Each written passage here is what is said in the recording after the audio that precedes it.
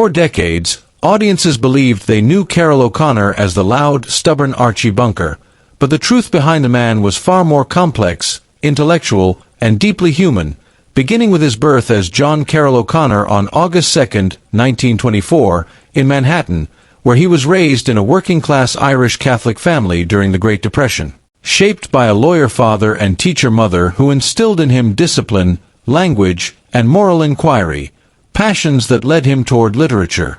history, and eventually acting.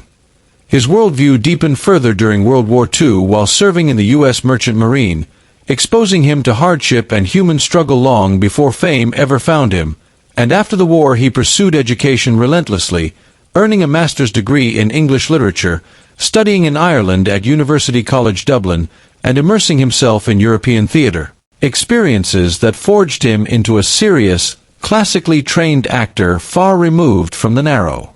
worldview of the character who would later define him. Throughout the 1950s and 60s, O'Connor worked steadily in theatre and film, including roles like a Roman senator in Cleopatra, gaining respect but not stardom, until everything changed in 1971 when Norman Lear cast him as Archie Bunker in All in the Family, a role that transformed American television by confronting racism, sexism, religion, war, and generational conflict head-on, with O'Connor carefully portraying Archie not as a cartoon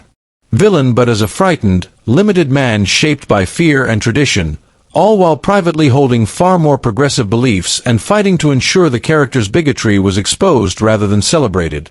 Yet behind the scenes, few relationships were more volatile than O'Connor's with Rob Reiner, who played Meathead, a tension born of clashing philosophies as O'Connor's disciplined, hierarchical approach collided with Reiner's youthful, outspoken, politically progressive energy, leading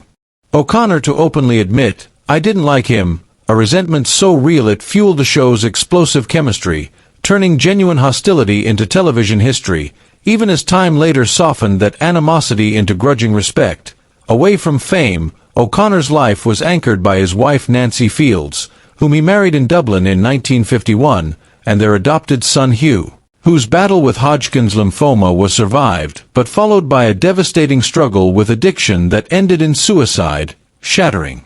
O'Connor and transforming his grief into activism as he became a powerful voice against drug abuse, speaking not as a celebrity but as a broken father determined to spare others the same loss. Professionally, he proved his range again in the heat of the night as Chief Bill Gillespie, earning more Emmys while exploring redemption and moral growth, and when Carroll O'Connor passed away on June 21, 2001. At age 76, the industry mourned not just an actor, but a man who reshaped television by embracing contradiction, conflict, and truth, remembered by castmates, creators, and even the man he once claimed to hate most, leaving behind a legacy that proved great art is often born from friction, conviction, and the courage to confront uncomfortable realities.